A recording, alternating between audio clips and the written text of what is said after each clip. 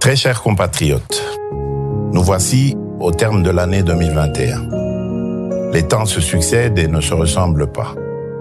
En effet, la période de fin d'année est toujours particulière et nous rappelle les valeurs fondamentales de la vie que sont le partage, l'entraide, l'amour, la solidarité et la foi en un lendemain meilleur.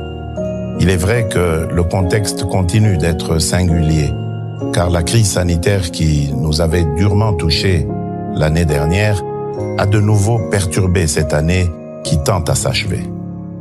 Suite à cela, nous saisissons cette occasion pour présenter nos condoléances à toutes les familles qui ont été affectées par la perte d'un être cher. Dans certains cas, la distanciation sociale ainsi que les autres gestes barrières que nous vous recommandons encore vivement aujourd'hui nous ont émotionnellement, voire physiquement éloignés les uns des autres, limitant de manière considérable le rapprochement des familles. Les conflits persistants ainsi que les catastrophes naturelles parmi lesquelles l'éruption volcanique du Nyiragongo ou encore les inondations d'Uvira ont tout autant perturbé l'équilibre familial et communautaire.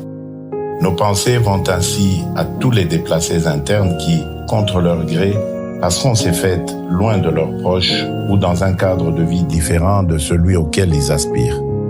Nous gardons une pensée pieuse pour toutes les victimes des tragiques naufrages ayant émaillé l'année 2021, tels que ceux de la Mongala et du Mai-Ndombe. Par ailleurs, la période des festivités est l'opportunité de regarder à ce verre à moitié plein et de partager de belles histoires.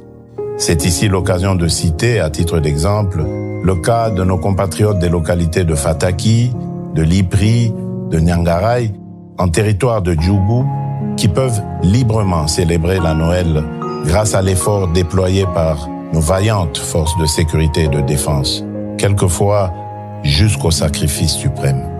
Il est pour nous l'occasion de renouveler ici nos hommages aux militaires tombés, armes à la main, en quête du rétablissement de la paix sur notre territoire et, avec eux, de nombreux concitoyens victimes de la barbarie terroriste d'un petit groupe ennemi de l'amour et de la concorde nationale. Nous n'oublions certainement pas le personnel médical qui a permis de tirer un trait définitif à la 13e épidémie d'Ebola dans le Nord Kivu et qui, aujourd'hui encore, expose sa vie pour sauver la nôtre contre la Covid-19. Leur travail nous permet de passer ces fêtes avec beaucoup plus de quiétude.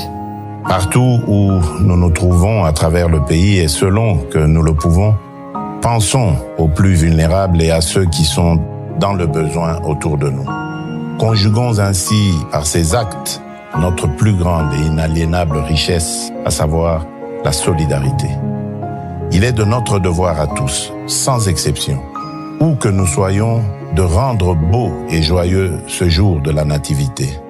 Mais en même temps, de nous engager résolument en 2022 par le travail et la paix à faire de notre pays, la République démocratique du Congo, un pays plus beau qu'en 2021. Comme disent les Saintes Écritures, voici la journée que l'Éternel a faite. Qu'elle soit pour nous tous un sujet d'allégresse et de joie. Nous vous souhaitons une joyeuse fête de Noël. Ainsi qu'une bonne et heureuse année 2022. Que Dieu bénisse la République démocratique du Congo, son peuple et tous ceux qui l'ont choisi comme leur lieu de résidence.